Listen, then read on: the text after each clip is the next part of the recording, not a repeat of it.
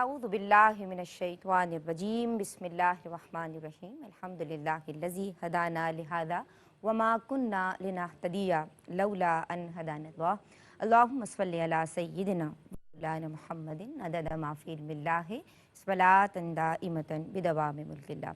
السلام علیکم ورحمۃ اللہ وبرکاتہ۔ ARYQ-TV کی اسپیشل ٹرانسمیشن شان رمضان کے ساتھ ذرہ ناچیز سیدہ ندا نسیم کاظمی حاضر خدمت ہے، اور یہ خواتین کا ہے اسپیشل سیگمنٹ جس کا نام ہے اسلام اور خواتین۔ جناب، آج کے پروگرام کا سرنامہ ہے عقیدہ آخرت۔ عقیدہ یعنی وہ پختہ یقین، وہ بلیف، وہ فیتھ کہ جو شک میں ڈال دینے والی کسی بھی بات یا چیز سے متزلزل نہیں ہو سکتا۔ ہمارے عقائد ہمارے وہ راسخ نظریات ہیں کہ جو ہمیں دین میں یا کوئی بھی جو عقیدہ رکھتا ہے وہ اسے کسی بھی دین میں شامل کر دینے کا سبب بنتے ہیں۔ اور جناب یہ تصدیق ہے کہ پھر جس بات پہ یقین کر لیا، اللہ کی ذات پہ ایمان لے آئے، عقیدہ رکھ لیا، تو اب کوئی شک اور شبے کی گنجائش نہیں رہتی۔ یہ تو بات ہوئی عقائد کی۔ درست عقائد وہ درستگی اعمال کا، افعال کا اور احوال کا سبب بنتے ہیں۔ لیکن جب بات ہو عقیدہ آخرت کی تو اس سے کیا مراد ہے؟ روز جزا مالک اللہ تبارک و تعالیٰ ہے۔ بہت بڑی گھبراہٹ کا دن ہے کہ جو انشاءاللہ آئے گا، اور اس دن ہم سب کو اس دنیا میں موجود ہیں، دربار سے اللہ میں عالم میں منتقل فرمایا ہے، لیکن ہم سب کو اللہ کے حضور حاضر ہونا ہے۔ پھر وہاں کیا ہوگا؟ حوالے سے ہمیں کیا اپنے دنیا میں بھی رکھیں، وہاں جو حاضر ہونا ہے اس حوالے سے کیا عقائد رکھنے ہیں، آج ہم اس تعلق سے کلام کریں۔ جو اسکالر میرے اور آپ کے ساتھ موجود ہیں، میں ان کو اس لیے اس طرح کہہ رہی ہوں کہ آپ سب کے ساتھ موجود ہیں کیونکہ آپ اپنی پیاری سی گفتگو سے، مدلل اور مکمل کلام سے ہم سب کو ایسا محسوس کر دیتی ہیں کہ پھر ہم کہتے ہیں کہ ایسی اشرف اور مرتبہ اسکالر ہمیں بار بار بس سننے کو مل جائے، اور ماشاءاللہ آج بھی ہم ان سے سیکھیں گے۔ ہمارے درمیان موجود ہیں ڈاکٹر زنیرہ عنبر، سلام عرض کر رہے ہیں۔ وعلیکم السلام ورحمۃ اللہ۔ ماہ سیام کی آمد بہت بہت خیر مبارک۔ مبارک آپ کو بھی۔ اللہ کا شکر۔ مزاج گرامی الحمدللہ۔ جناب، آج جو نوجوان ثناء میرے ساتھ ہیں، ماشاءاللہ یہ جو ایک پیارا سا نام ہے، یہ بہت اچھا پڑھتی ہیں، اور نئی نسل کا ایک پراعتماد اور ہونہار نعت خواں میرے ساتھ موجود ہے جن کا نام ہے حبیبہ شعیب۔ انہیں بھی سلام عرض کرتے ہیں۔ السلام علیکم۔ وعلیکم السلام۔ خیریت سے ہو بیٹا؟ الحمدللہ۔ ہم نعتیہ کلام سے آغاز کریں گے۔ مفلس زندگی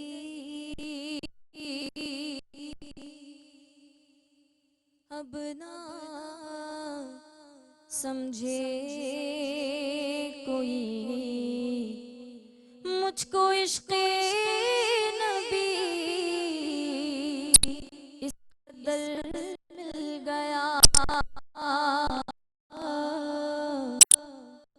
جگمگائے نہ کیوں میرا عکس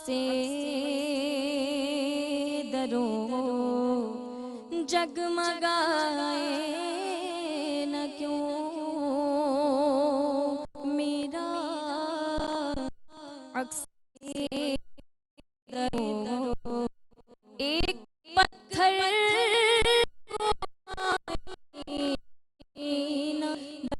مل گیا،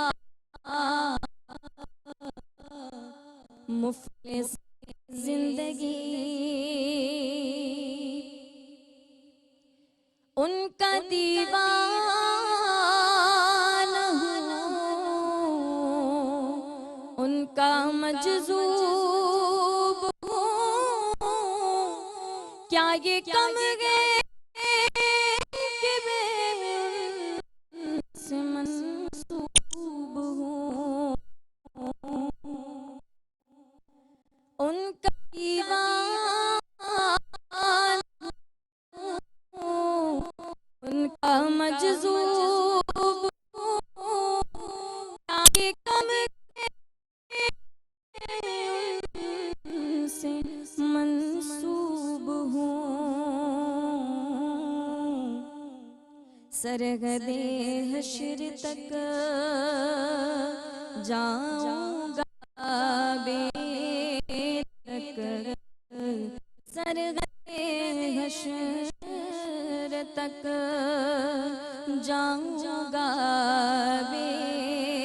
धड़क, मुझको इतना तो ज़्यादे सफर मिल गया, मुफलिस जिंदगी जब से मुझ पे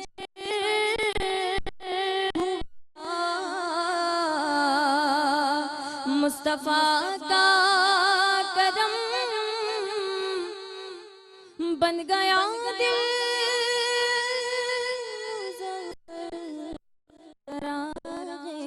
हरम, जब से मुझ पर हुआ मुस्तफा का करम, बन गया दिल चरागे हरम। जिंदगी फिर रही थी भटकती हुई, मेरी खाना बदोशी को घर मिल गया,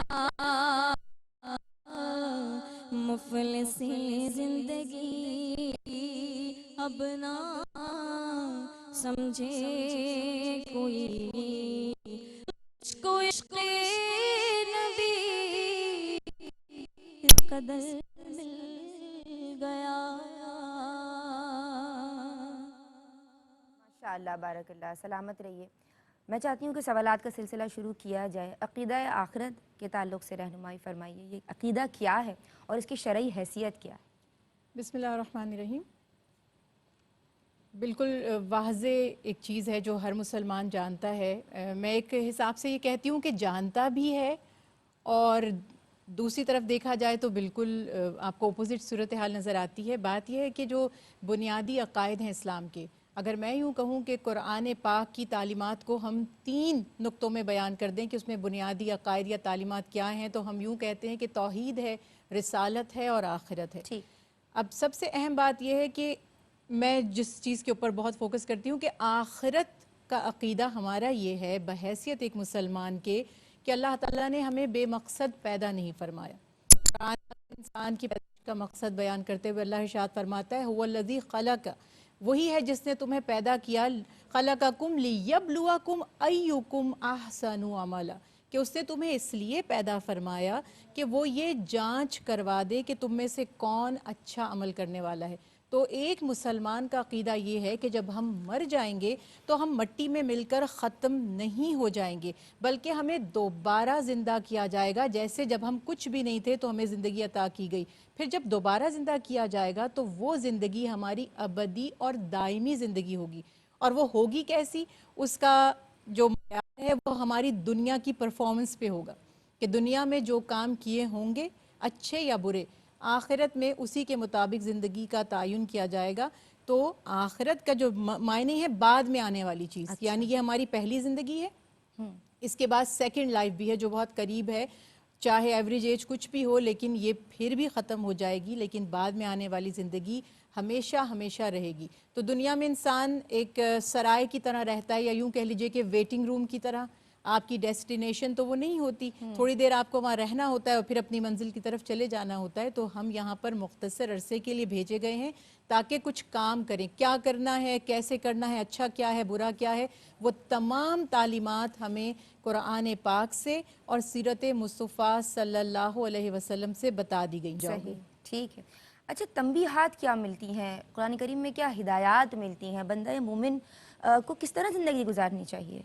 देखिए, मैं एक चीज़ जो कहती हूँ, कभी कभी मुझे लगता है कि कोई तंग ना आ जाए कि ये वाली बात ये हर दफ़ा कहती हैं, लेकिन मैं बाज नहीं आऊँगी इससे।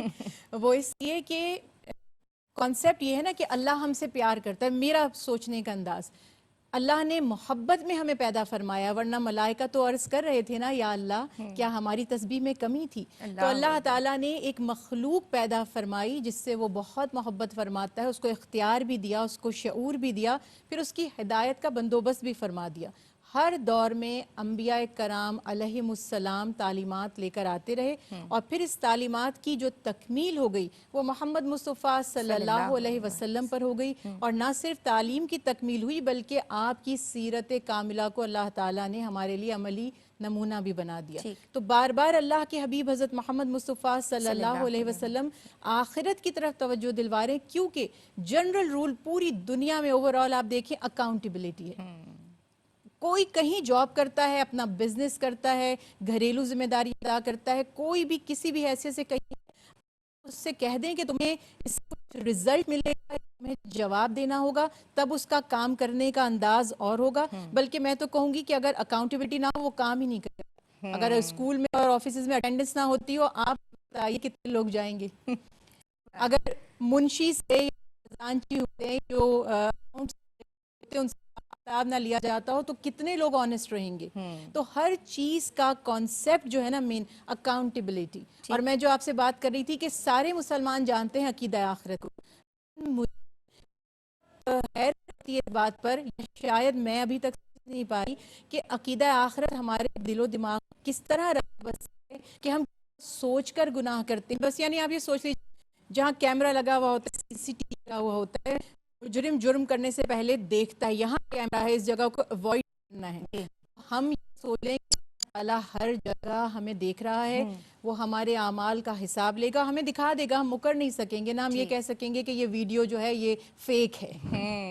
جب ہمارے اپنے اعمال کی گواہی دے رہے ہوں گے، تو اسی لیے آپ صلی اللہ علیہ وسلم نے بار بار فرمایا کہ اگر آخرت پر انسان کا عقیدہ پختہ ہوگا تو انشاءاللہ اس کی زندگی خود بخود اچھی ہو جائے گی۔ اور متقین کی صفات ہے وَبِالْيَوْمِ الْآخِرَاتِ هُمْ يُوقِنُونَ، کہ بس تقوی اسی میں پیدا ہوتا ہے جو آخرت پر یقین رکھتا ہے۔ بے شک۔ اور کیا کیا اثرات مرتب ہوں گے عقیدے سے؟ اثرات تو obviously دیکھیے، ایک تو یہ چیز ہے کہ سب سے پہلے اللہ تعالیٰ نے پسند فرمایا جو غیر دیکھے اللہ کو مانتے ہیں، غیب پر ایمان میں عقیدہ آخرت بھی ہمارا شامل ہو گیا کہ مرنے کے بعد اٹھائے جائیں گے۔ ہم نہیں جانتے تھے کہ حساب کتاب قائم ہوگا، لیکن اللہ کے حبیب حضرت محمد مصطفیٰ صلی اللہ علیہ وسلم کے بتانے پر ہم نے یقین کیا۔ تو جب ہم آخرت پر ایمان رکھیں گے، سب سے بڑی بات تو اللہ اس بات پر راضی ہوگا کہ بغیر دیکھے مانا، دیکھ کر تو مان لے گا، وہ تو کہے گا کہ اے اللہ ایک دفعہ موقع مل جائے، جو انکار کیا تھا دنیا میں جا کر سدھر جائیں گے۔ تو ایک تو یہی ہمارا اعزاز ہے کہ ہم نے ایمان رکھا اس بات پہ، ہمارے عقیدے کا موجود ہونا۔ دوسری بات یہ کہ پھر جیسے بھی ہم بات کر رہے تھے کہ اگر ہم نے عقیدہ آخرت کا ذہن میں رکھا، پس منظر میں ہمارے ہر وقت ہوگا کہ ہمیں حساب دینا ہے، ہمیں جواب دینا ہے، اللہ کے حضور پیش ہونا ہے، تو یہ بڑی بات ہے۔ حاضری کا دن جو ہے اس کو کوئی جھٹلا نہیں سکتا۔ بار بار سورہ فاتحہ سے لے کر پورے قرآن پاک کے ہر سپارے میں آخرت کا اللہ کے سامنے حاضر ہونے کا، پیشی کا بیان ہے۔ تو اس سے انسان میں تقوی پیدا ہوگا، اس کے دل میں خوف خدا پیدا ہوگا، اور نہ حقوق اللہ کو اسی طرح سے ضائع کرے گا اور نہ حقوق العباد میں کوتاہی کرے گا، کیونکہ وہ یہ جانتا ہے کہ مجھے اپنے رب کے آگے جواب دینا ہے۔ اور اسپیشلی حقوق العباد پر ایمفیسس کروں گی، کیونکہ نماز روزہ تو پھر بھی لوگ انڈیویجولی کر لیتے ہیں، لیکن آج زیادہ مسئلہ ہو رہا ہے کہ لوگوں کے آپس کے تعلقات درست نہیں ہیں۔ تو وہ بھی یہ جان رکھیں کہ اللہ کے حبیب فرما رہے ہیں کہ جس نے کسی ایک انسان کی حق مارا ہوگا، وہ معمولی سا حق ہو، قیامت کے دن اتنی لاکھ نمازیں لے کر آ جائے اور نوافل لے کر آ جائے، جب وہ شخص اپنا حق نہیں چھوڑے گا، اللہ تعالیٰ اسے جنت میں داخل نہیں فرمائے گا۔ تو انشاءاللہ ہمارے سارے معاملات اس سے بہتر ہو جائیں گے، خوف خدا پیدا ہوگا اور بزدلی ختم ہوگی، کیونکہ یاد ہے کہ زندگی محدود ہے اور ختم بھی ہونی ہے اور پھر دوبارہ جی اٹھنا ہے۔ حضور پاک آمین اس تعلق سے نبی کریم صلی اللہ علیہ وسلم سے ایک دفعہ ایک شخص نے آ کر پوچھا کہ یا رسول اللہ صلی اللہ علیہ وسلم، قیامت کب قائم ہوگی؟ اللہ کے حبیب نے فرمایا کیا تم نے تیاری کر لی ہے؟ اچھا دیکھیں، یہ ہم سوال کرتے ہیں نا قیامت کی نشانیاں کیا ہیں، کب آئے گی؟ اللہ کے حبیب فرما رہے ہیں بہت تیاری ہے۔ تو اس پر انہوں نے عرض کی کہ تیاری تو پتہ نہیں، لیکن میں بس حقوق العباد ادا کرتا ہوں اور کسی کے لیے برا نہیں سوچتا، اپنے رشتہ داروں اور ہمسایوں کے حقوق ادا کرتا ہوں۔ آپ صلی اللہ علیہ وسلم اس پر بہت خوش ہوئے اور آپ صلی اللہ علیہ وسلم نے فرمایا کہ بس تم مجھے یہی ضمانت دے دو کہ تم اللہ کے ساتھ کسی کو شریک نہیں ٹھہراؤ گے اور اللہ تعالیٰ کی رضا کے لیے محبت کرو گے اور اللہ کی رضا کے لیے بغض رکھو گے، تو میں تمہیں قیامت کے دن نجات کی ضمانت دیتا ہوں۔ تو یہ خیال یہاں پر رکھنا ہے کہ آپ صلی اللہ علیہ وسلم کی تعلیمات میں خاص طور پر فکر آخرت کی بہت زیادہ تاکید ہے، اور یہ فرمایا کہ موت ایک دن میں یا قبر ایک دن میں 50 دفعہ اس شخص کو یاد کرتی ہے جس نے اس میں آنا ہے، تو انسان اپنی موت کو نہ بھولے تو انشاءاللہ پھر اس کا عمل خود بخود درست رہے گا۔ بہت شکریہ آپ کا، ماشاءاللہ بہت فکری اور اصلاحی گفتگو آپ کی جانب سے کی ہے۔ بات اتنی سی ہے کہ موت کی تمنا یا آرزو مت کیجیے، لیکن فکر اور تیاری ضرور کرتے رہیے، کیونکہ ہم سب کو اللہ کے حضور پیش ہونا ہے۔ فی امان اللہ، السلام علیکم ورحمۃ اللہ۔ حبیبہ، ہم آپ کے بہت مشکور ہیں اور آپ کی آواز پہ اختتام کریں گے۔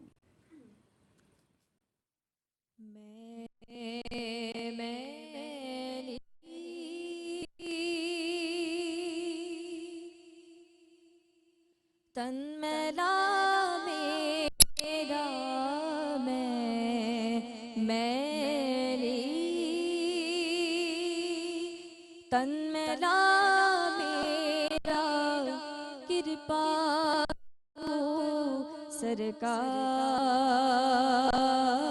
سرکار، نظرے کرم سرکار، سر پہ اٹھائے پاپ کی گٹھڑی، سر پہ اٹھائے میں پاپ کی گٹھڑی، سر پہ اٹھائے پاپ کی گٹھڑی، آئی تم دے دعا،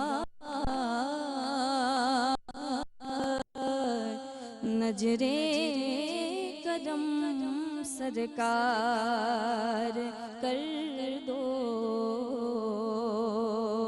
نظرے قدم سرکار، میرے کھویا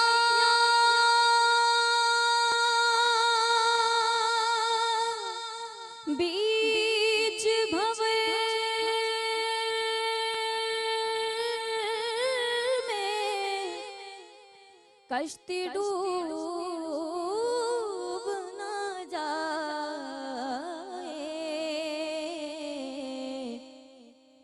میرے کھویا بیچ بھور میں کشتی ڈوب نہ جائے،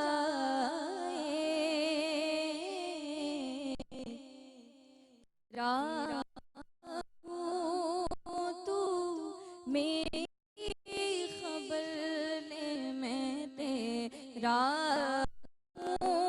تو میری خبر لے، تیرا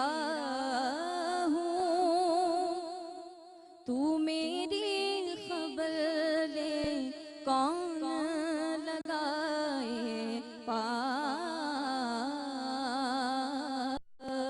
اللہ کی رحمتوں کا خزینہ شان رمضان،